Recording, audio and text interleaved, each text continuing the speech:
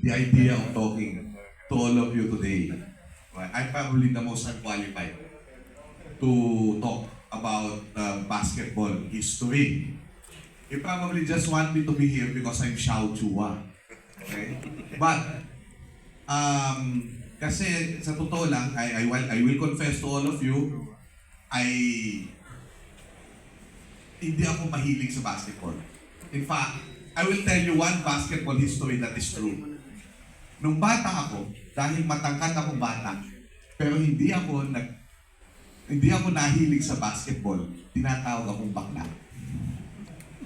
Because one fact about basketball in the Philippines is that in many years, it had defined manhood. Sa maraming taon.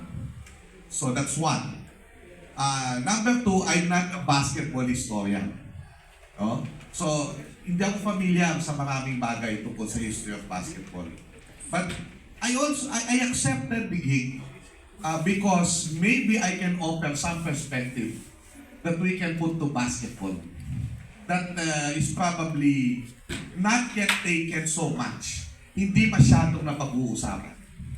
And this is yung how do we get meaning from basketball? How do we see our identity, Filipino identity, to basketball? So kaya ang sinabi ko, yung memorabilia, singit na lang yun. I want to talk about the importance and the power ng kasaysayan. So, thank you again to our Dr.